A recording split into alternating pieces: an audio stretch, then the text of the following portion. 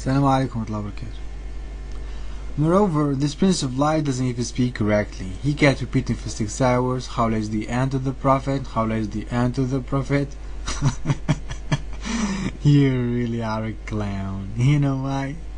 Do you know what ant means in English? Huh? An ant is that black or red insect that lives in highly organized colonies. The mother sister is the aunt, not the ant. So here we teach you Islam, we even teach you how to speak. He was so happy he kept repeating that. He thought he was so smart. But he didn't know that people actually love him. So go and learn. I'm not saying here that my English is perfect, but at least I don't mistake in such easy things. Okay, after he finished with Hawla being the Prophet's aunt, I thought the matter is over, but I really was dazzled when I heard his next lie. He said that this woman asked the Prophet the following. Said the women, تحتلم. The translation is not good in here. تحتلم, actually, it's mean a woman, she is doing masturbation. So she is asking the Prophet, do a woman need to wash when she do come if she is doing masturbation? Believe me, when I first heard this, I really was shocked. I've never seen in my life a person who lies more than he breathes. The woman never said so. Let me explain. In Islam, we've got a ruling that teaches us to be clean. This ruling said that every time after the husband and his wife have sexual intercourse, it is compulsory on them to take a bath. Yes, Islam teaches you to be clean, very clean. We also read this ruling in the Old Testament. In Leviticus 15, verse 16 and 18, when a man has emission of semen, he must bathe his whole body with water, and he will be unclean till evening. When a man has sexual relations with the woman, and there is an emission of semen, both of them must bathe with water, and they will be unclean till evening. So in Islam we've got the same ruling, except that when a person takes a bath, he or she will not remain unclean till evening, but will be clean immediately after the bath. Now the woman in the hadith that this lie quoted simply asked the Prophet whether the woman should also take a bath if she had nocturnal sexual discharge. There's no shame that a Muslim wants to learn the rulings of his Islam. The Prophet answered by yes, she should also take a bath if she notices a discharge.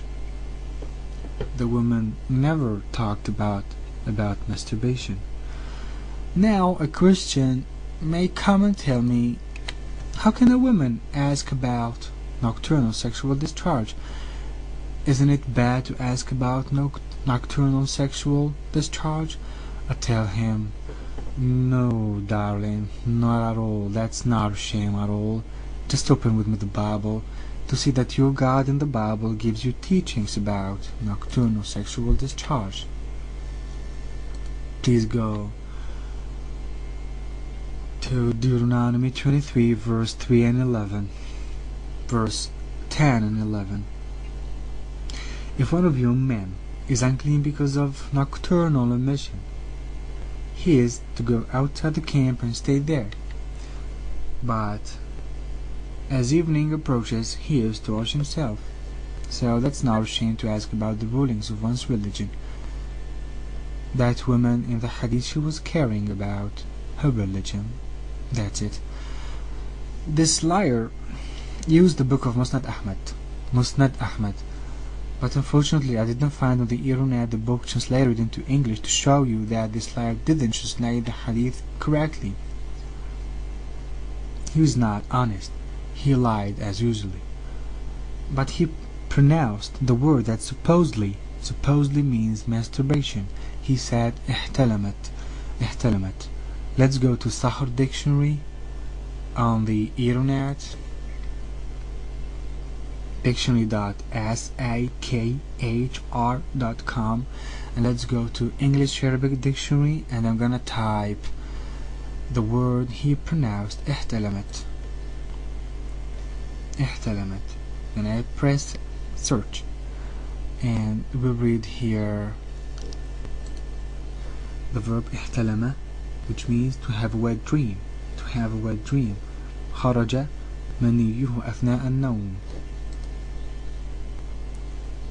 The women in the hadith never talked about masturbation. Luckily, I have found another hadith in the English translation of Sahih al-Bukhari that says exactly the same thing. Please go to the website I showed you, the official website of the University of Southern California, and please go to Sahih Bukhari, Volume 1, Book 5, Hadith number 280, and we read, Sulaym, the wife of Abu Talha, came to Allah's Apostle and said, O Allah's Apostle, verily Allah is not shy of telling you the truth. Is it necessary for a woman to take a bath after she has a wet dream? Nocturnal sexual discharge. Allah's Apostle replied, yes, if she notices a discharge. That's it, I finished. That was another sick lie of this Christian. But do you know why does this man... But I already said that he's not a man. Why does he lie so much? That's not a coincidence. Christianity teaches that a Christian should lie if this gives glory to the God of Christianity.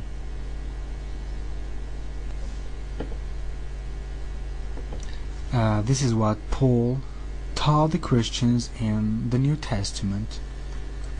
Please open the New Testament. Go to Romans chapter 3 verse 7. But if the truth of God through my lie abounded unto his glory, why am I also still judged as a sinner?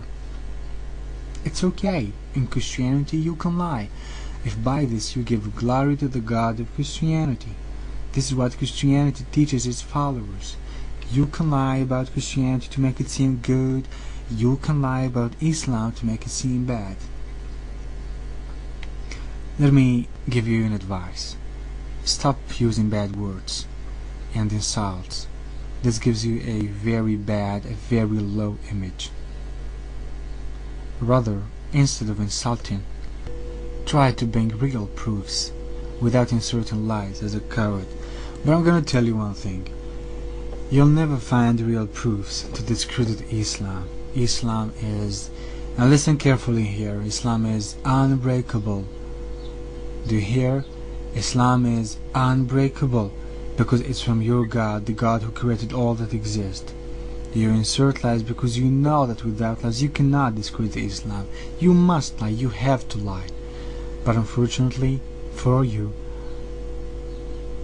you're not able to discredit Islam even with your sick lies, because Islam is unbreakable. Our Prophet is not filthy, but your lies make you filthy. Islam is strong.